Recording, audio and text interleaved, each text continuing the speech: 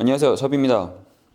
바느질하는 방향에 대해서 간단히 말씀을 드려볼 건데, 제가 썸네일에서 혹은 이제 제목에서 보여드렸듯이 지금 이 영상을 보시는 분들 같은 경우는 어느 방향으로 바느질을 하시나요? 실은 결론적으로 말씀드리면 어느 방향이든 전혀 상관이 없습니다. 제가 알려드리는 한 가지만 생각을 하시면 될 텐데요. 어느 방향이든 상관이 없는데 이제 내가 익숙한 방향이 있긴 마련이죠. 하지만 하다 보면 반대 방향으로 해야 되는 경우도 있고요.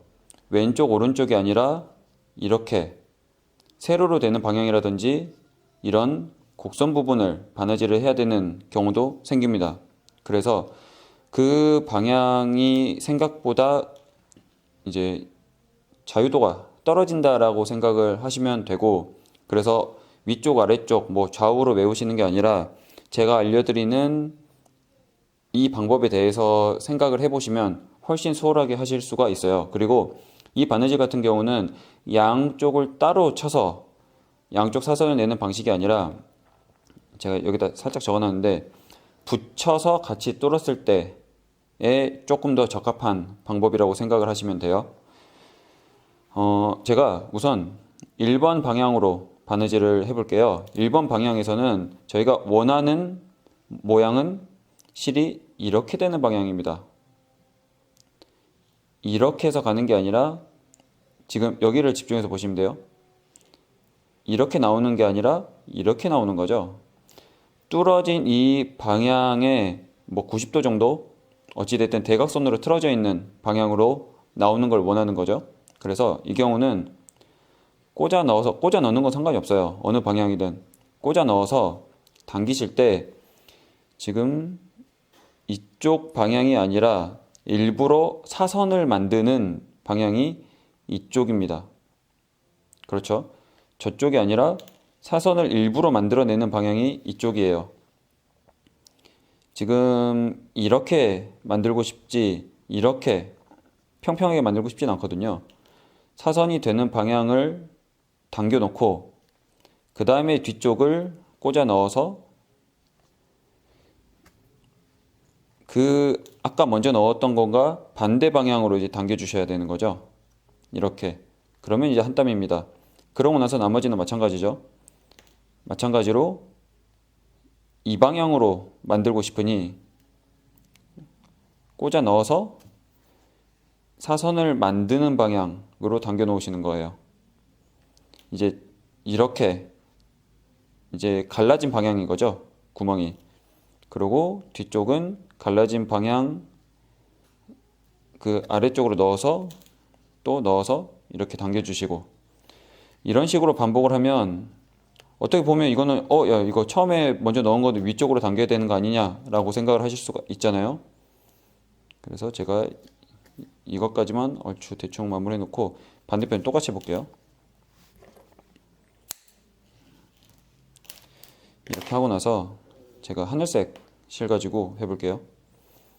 자, 여기서부터 이제 시작을 한다 해서 이제 제가 이쪽 영상 기준으로 오른쪽으로 간다고 생각을 해볼 거예요. 2번 꽂아 넣어서 양쪽 길이 맞추신 다음에 아까처럼 한다고 하시면은 넣어서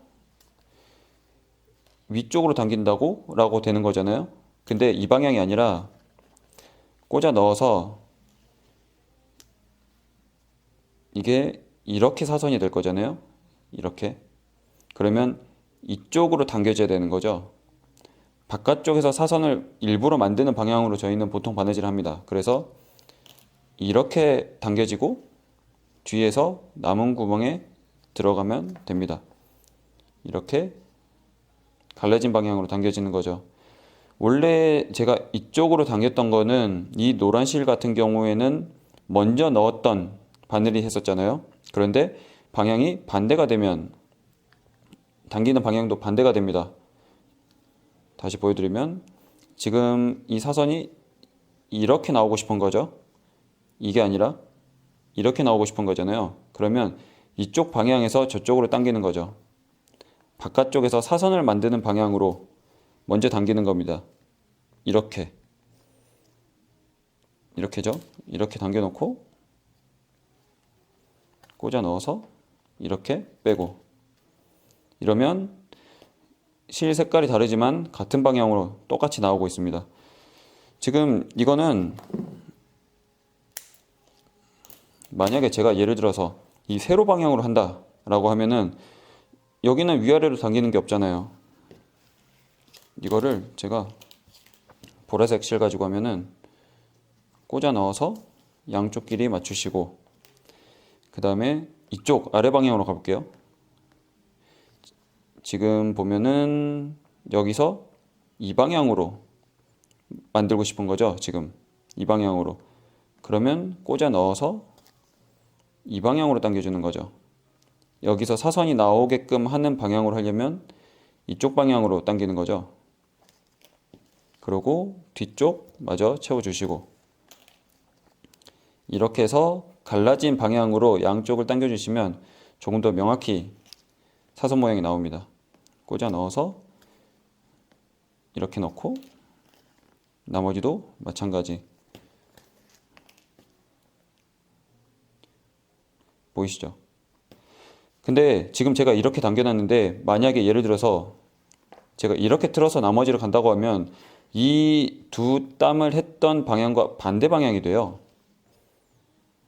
꽂아 넣어서 영상 기준으로는 약간 오른쪽 아래로 이제 당겨야 이 사선 모양이 나오는 거죠.